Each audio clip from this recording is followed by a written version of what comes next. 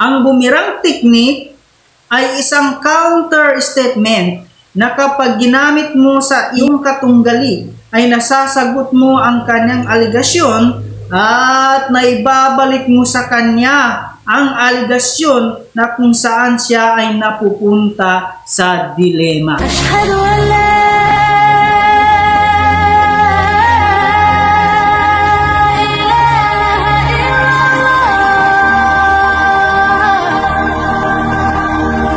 Billahi minasyaitonir rajim. Bismillahirrahmanirrahim. Subhanaka la ilma lana illa ma 'allamtana innaka antal alimul hakim. Wa ba'd. Assalamu alaikum warahmatullahi taala wabarakatuh. Mga kapatid sa pananampalatayang Islam, ang topic po na ating tatalakayin ngayong hapon ay patungkol po sa paano sagutin ang aligasyon sa Islam gamit ang boomerang technique. Ang boomerang technique ay isang counter statement na kapag ginamit mo sa iyong katunggali ay nasasagot mo ang kanyang aligasyon at naibabalik mo sa kanya ang aligasyon na kung saan siya ay napupunta sa dilema. Nakita ko kay Ustad Karasid Indasan. Ang kahulugan po na aking ibinigay po ay base lamang po ito sa aking sariling obserbasyon kung paano ko po nakikita ang kanyang ginagawa patungkol sa paggamit ng boomerang technique. Kung mayroon pa po siyang ibang kahulugan patungkol sa boomerang technique, paliwanag dito ay yun po ang ating kukunin. Ito lamang po bilang isang taga-subaybay niya at nanonood sa kanya palagi, ay nakita ko po sa kanya itong boomerang technique at ganun po ang aking pagkaunawa. Ngayon, ang Islam ay palaging may aligasyon, lalong-lalo sa hindi mga mananampalataya. Kaya, naisip ko na itong mga aligasyon na ito ay gamitan natin ng boomerang technique. Ibabalik natin sa kanila yung aligasyon nila. Okay, ganun. So, excited po ito mga kapatid sa pananampalatayang Islam. Pero bago po ang lahat, kung gusto mo itong malaman, matutunan, ay panoorin mo po ang video na ito, tapusin mo po. At saka huwag po ninyong kalimutan mag-subscribe sa ating YouTube channel. So, ang naalaman na po natin yung kung ano yung boomerang technique na ating gagamitin ngayong araw na ito. So, kukuha na po tayo ng isang aligasyon tungkol po sa relihiyong Islam. Isa pong aligasyon patungkol sa relihiyong Islam ay ang totoo ba na ang lahat ng lalaking Muslim kapag namatay ay magkakamit ng 72 virgin sa paraiso? So yan po ang aligasyon na ating sasagutin ngayong araw na to. Pero bago po tayo sasagot ay meron pong video ang ating mahal na Sheikh Asim Al-Hakim. So panoorin po natin. The information that you have mentioned in the beginning that every man would have 70 maids or hur al-ain in paradise is not true. This is not authentic. What is authentic is that a martyr who dies on the battlefield in the cause of Allah Azza wa Jal, defending the religion of Islam, will be rewarded with 72 of these hur al-ain, but not the normal individuals.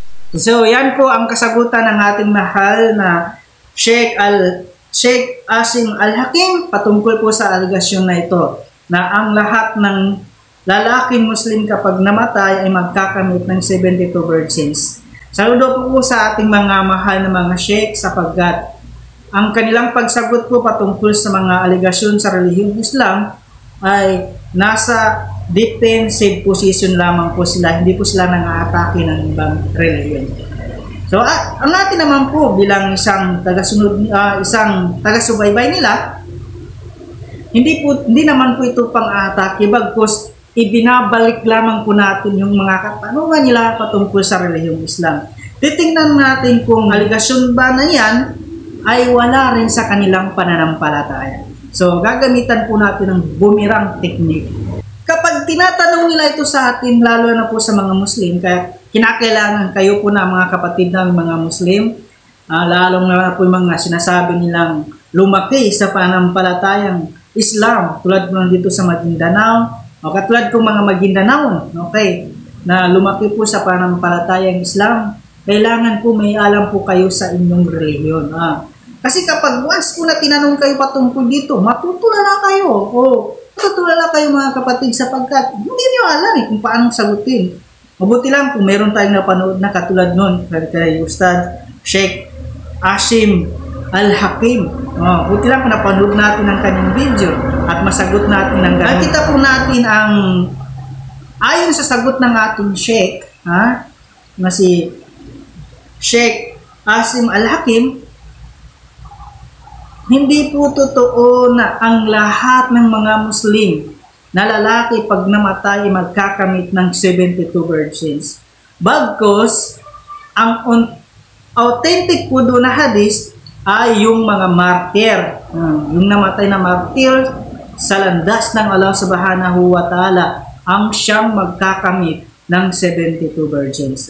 Yung napili lamang po, selected lamang po, na yun sila po yung gagantimpalaan ng Allah Subhanahu wa Ta'ala. So tandaan po natin mga kapatid, ang pinag-uusapan sa hadis na ito ay patungkol po sa kabilang buhay. Citain Allah Subhanahu wa Ta'ala lamang po nakakaalam kung gaano kalaki ang reward dun sa kabilang buhay.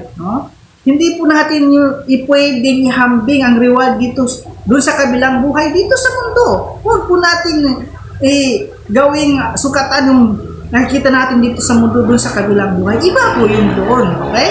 So yun pong pinag-usapan dyan. Ito po ay reward sa kabilang buhay. Hindi po dito sa mundo. Okay? Naintindihan po sana.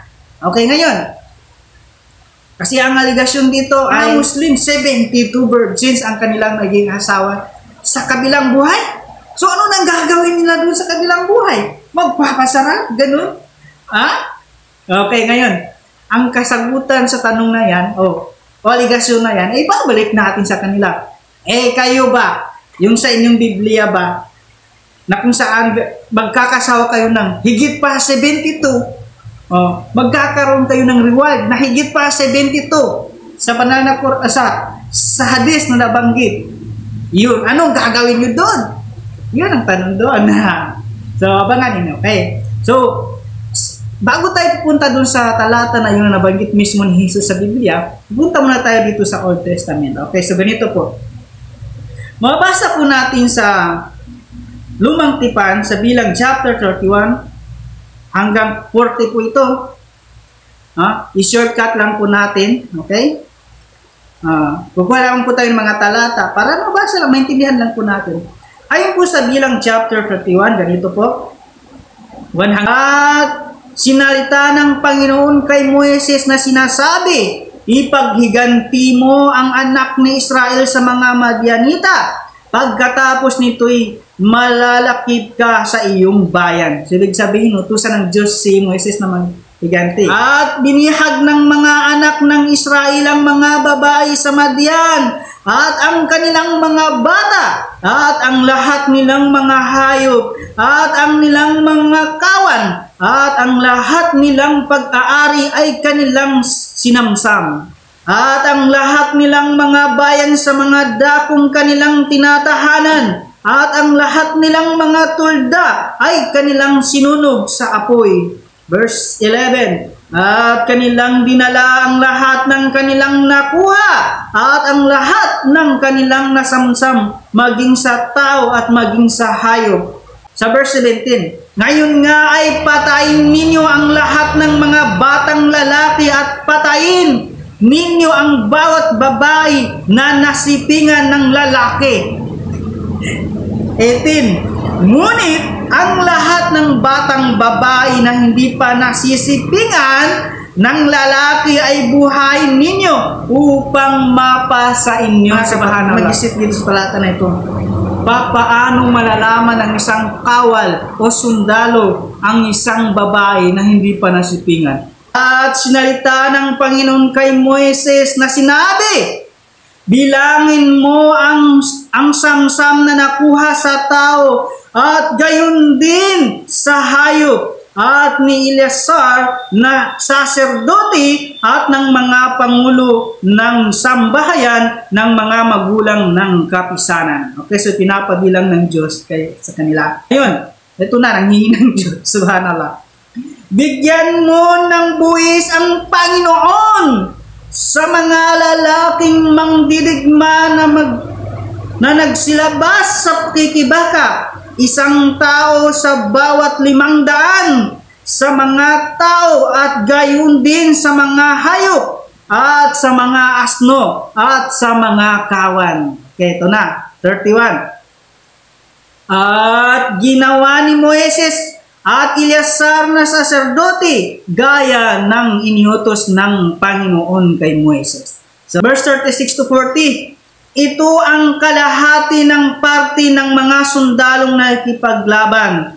337,500 na tupa. Na ang 675 nito ay ibinigay para sa Panginoon. Okay? 36,000 na baka na ang 72 nito ay binigay sa Panginoon. Okay? 30,500 asno na ang 61 nito ay ibinigay para sa Panginoon. At 16,000 na dalaga na 32 nito ay ibinigay para sa Panginoon. Aanhin ng Panginoon yung 32 na mga dalaga na yun. Kayo nga mag-isip. Ang tanong ngayon dito, kung totoo ang sinasabi ng mga Kristiyano, yung ibang mga, hindi naman kasi lahat ng Kristiyano naniwala dito Kung totoo yung sinasabi ng mga Kristiyano na ang Diyos na nasa Old Testament ay siya rin si Jesus, so aanhin ni Jesus yung 32 na yun na virgins. Kayo. Aanhin niya. Kaya total, tinatanong nyo rin naman sa amin yan, aanhin namin yung 72 virgins. So, tao kami. Yung mga Muslim na mga martyr na yun, mga tao yun. So, reward yun ng Allah subhanahu wa ta'ala sa kanila. Yung 72 virgins na yun. Tapos ngayon dito mismo sa inyong aklat, sa Biblia ninyo, sa Biblia ninyo mismo, hindi tao yung ito na virgins na yun. Bagkus ang Diyos. Kaya kung totoo yung sinasabi ninyo na ang Diyos sa Old Testament ay siya rin si Jesus, so aanhin ni Jesus yung 32 na yun, na virgins. Okay. So ang isasagot ng mga kapatid natin dito na wala sa panampalatayang Islam, sa Old Testament yan, wala yan. Wala na yan sa kasalukuyan. Wala na yan. Pasaw na yung Old Testament. Nandito na kami sa New Testament. New Testament na kami. Kaya, yung ganyang mga nasulat sa Biblia, ay wala na yan. Pero sinabi ni Jesus, hindi ako naparito upang sirain ng kautusan o mga propeta, bagkus ako'y naparito upang ito ay tuparin. Sapagkat masisira man o malalaglag man ang langit at ang lupa, ngunit ni isa sa kautusan ay hindi mawawaglit. So yun ang sabi ni Propeta Jesus. Gayon, ang scapegoat nila ay pupunta sila dito sa New Testament. Okay, sige, sabayan natin. Sabi pa ni Ustaz Ahmad Barsun, sige, sabayan natin ng tugtog. Okay. Ngayon, pupunta yan sila sa Matthew chapter 22 verse 30 at ganito ang kanilang sasabihin. Sapagkat sa muling pagkabuhay, ang mga tao ay hindi na mag-aasawa o pag-aasawahin pa, kundi sila ay magiging katulad ng mga anghel sa langit. So yan po ang isasagot nila sa'yo. Kapag ikaw wala kang alam, totoo pala. Okay, hindi mo nabasa yung talata na sinabi ni Jesus naman sa ibang chapter, sasabihin mo, totoo.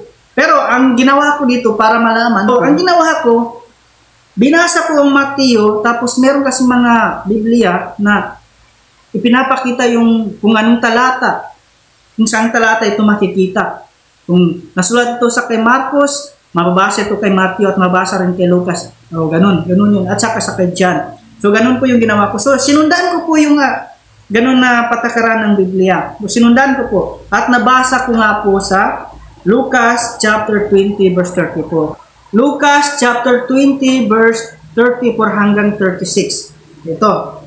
Sumagot si Jesus, sa buhay na ito ang mga lalaki at mga babae ay nag-aasawa. Ngunit, ang mga lalaki at babaeng karapat-dapat na mapasama sa muling pagkabuhay ay hindi na mag-aasawa. 36. Hindi na rin sila mamamatay sapagkat matutulad sila sa mga anghel. Sila'y mga anak ng Diyos dahil sila'y napabilang sa mga muling binuhay. So, ganoon pala. Dito ko nalaman na kaya pala hindi mag-asawa kasi tayo matutulad sa mga anghel o sila, pag namatay daw sila, matutulad sila sa mga anghel. Na ano? Yun ang tanong. Kung matutulad ka sa mga anghel, ano? Ano ng Diyos ang mga anghel? Anong katulad natin sa mga anghel? Yun ang tanong dito sa Mateo pa lang. Sapagkat sa muling pagkabuhay, ang mga tao hindi na mag-aasawa o pag-aasawain pa, kundi sila'y magiging katulad ng mga anghel sa langit. So, ang tanong, paano? Paano tayo magiging tulad sa mga anghel sa langit? Tayo ba'y magkakaroon ng pakpak? Ganun ba? Tayo ba'y, paano tayo magiging tulad sa mga anghel? Tayo ba'y lilipad din? Yun ang katanungan. Kasi ang sinabi lang dito, kung inyong iintindihin, sapagkat sa muling pagkabuhay ang mga tao hindi na mag-asawa o pag-asawain pa, kundi sila'y maging katulad ng mga anghel sa langit. So yun lang, magiging katulad ito ng anghel sa langit. Putol. Pero kung basahin mo iba pang report, dito mabasa sa 36, hindi na rin sila mamamatay sapagkat matutulad sila sa mga anghel na ano? Anong mga anghel? Sila ay mga anak ng Diyos. Okay. So matutulad pala tayo sa mga anghel na mga anak ng Diyos. So yun po pala maging anak tayo ng Diyos. Pero ang tanong ay ganito. Porkit ba anak na ng Diyos ay hindi na mag-aasawa? Kasi pag-asawa yung pinag-usapan dito Ang aligasyon nila sa atin, kapag nasa langit tayo, ang mga Muslim mag-aasawa. Gayon. Binigyan tayo ng talata, ninontra nila doon. Gumamit tayo ng talata sa Old Testament na bakit anhin ng Diyos yung 32 virgins na yun. Okay? Di ba? Pangalawa, ito, kapag tayo ba ay naging natutulad na sa anghel na mga anak ng Diyos na, ay hindi na mag-asawa ang anak ng Diyos, porkit ba ang anak ng Diyos? Porkit ba sila'y mga anak ng Diyos ay hindi na nag-asawa? Yun ang tanong dyan. Ngayon, mahuhulog na sila sa dilemma na yun. Okay, puntahan natin. Exciting na mga kapatid. Okay, basahin natin basa tayo sa Biblia naman. Old Testament tayo. Kasi, pupuntahan natin yung anak ng Diyos na yan.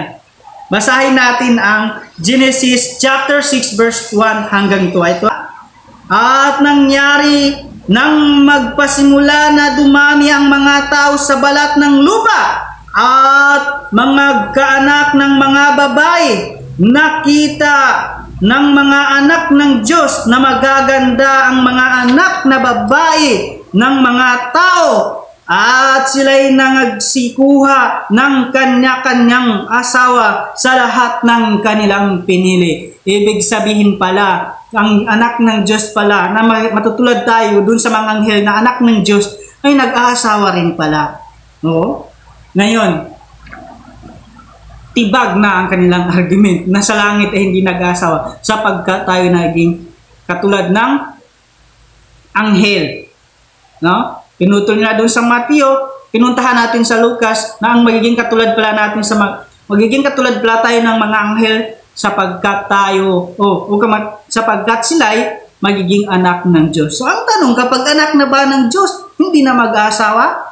Ay ayon sa talata sa Lumang Tipan sa Genesis chapter 6 verse 1 hanggang 2 ay nag-aasawa pala yung mga anak ng Diyos. Okay. So, tatlo dito ang ating titingnan na pwede nilang ilusot. Okay.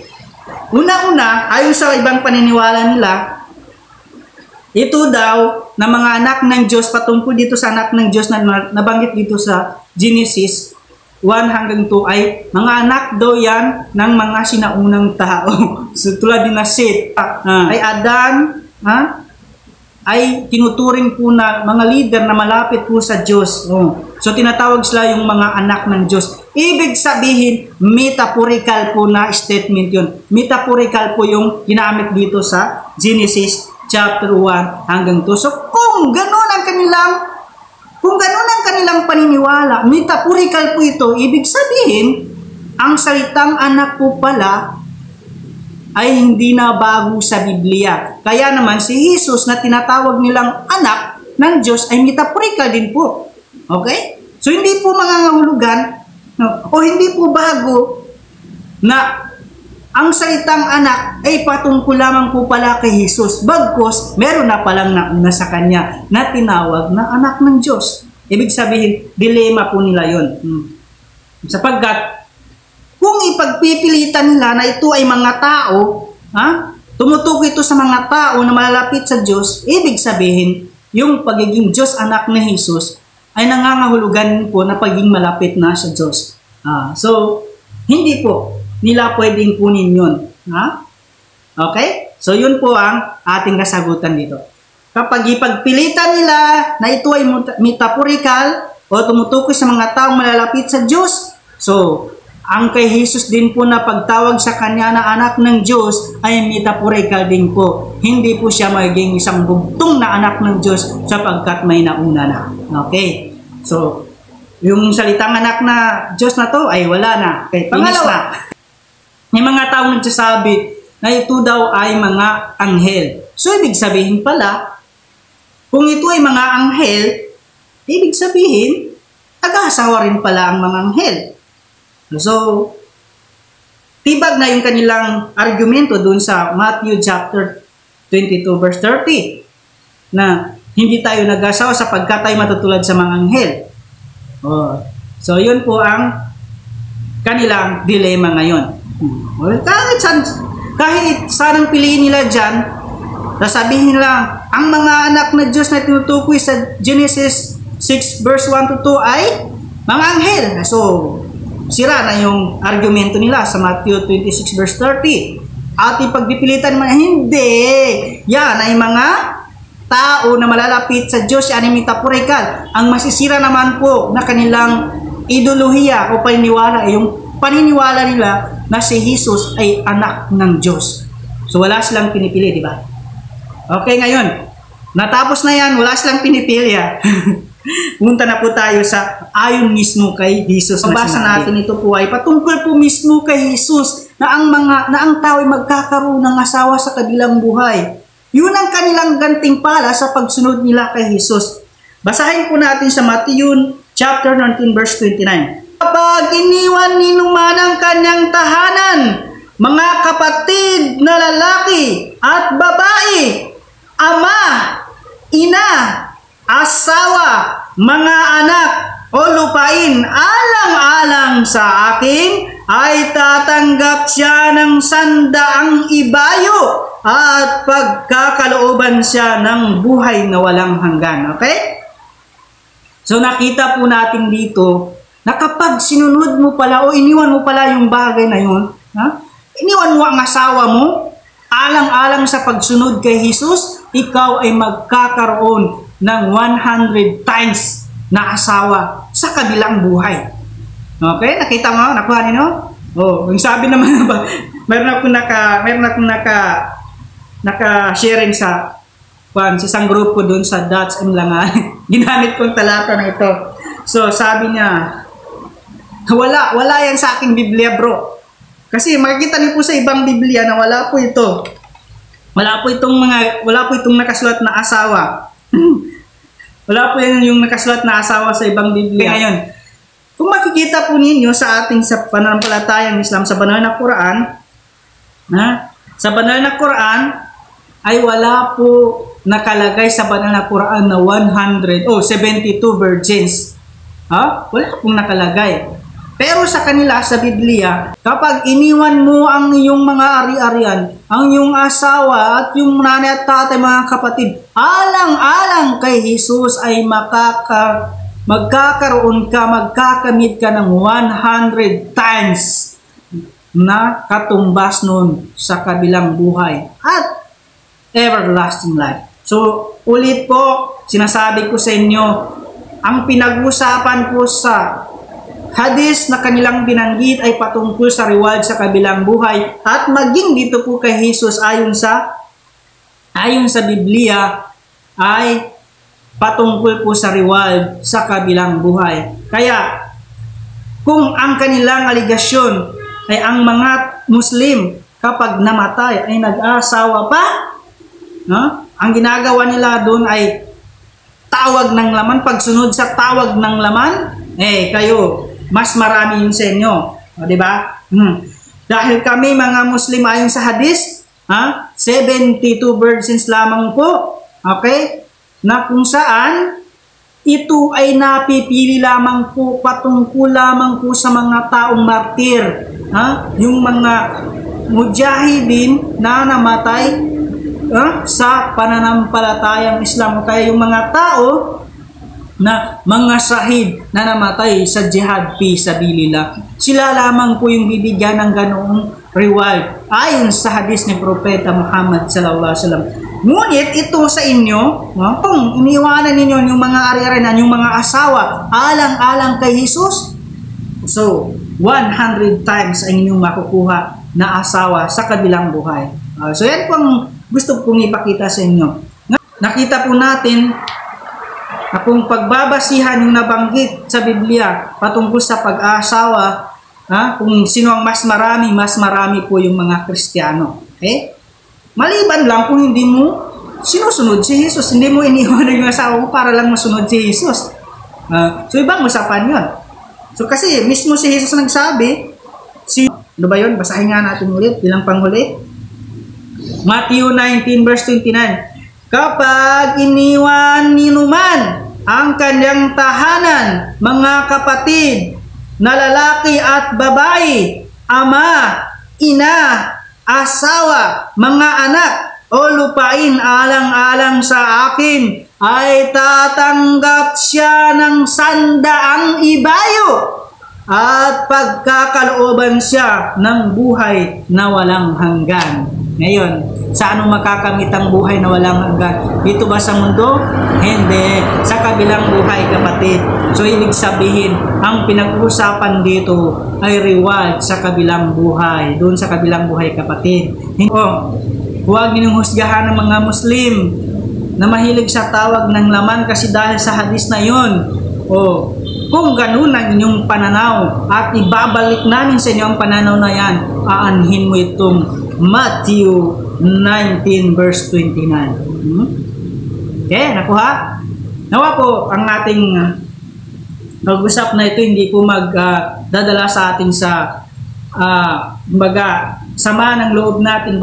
Ang gusto lamang po natin dito is paliwanagan po. Ipaliwanag po ninyo ang inyong aklat na ito at alhamdulillah sa amin po na ipaliwanag po namin sa inyo ang aming ang katanungan ninyo patungkol po sa amin sa relihiyong Islam. At ngayon po, nakakita po kami ng kahalintulad ng mga ganong talata sa inyong Biblia. Kung mali ang Biblia ninyo, kung mali ang Biblia ninyo, mali kami. Kasi yun na nakasulat. Okay? Pero sabi ng banal na Quran, babasa natin sa banal na Quran.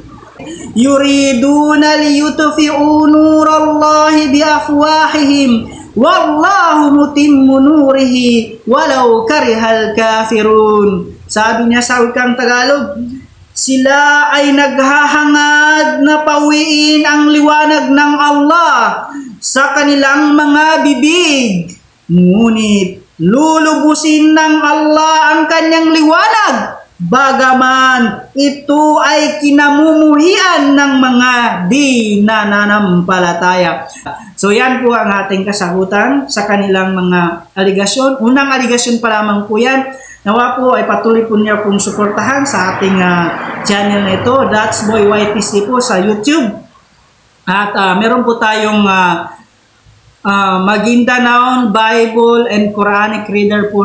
At ang aking pong FB account po ay Dots Langalin po. Sana po sa mga kapatid kong mga ustad na may kaalaman po sa relihiyong Islam, kung meron po ako dito nabanggit na hindi po sakto o hindi po tama sa panampalatayang Islam, nawa po inyong itama po ninyo. Pwede po niya akong i-message sa aking FB account, Dots Langalin, at saka pwede po kayo magkomento sa aking mga videos patungkol po sa ganitong topic.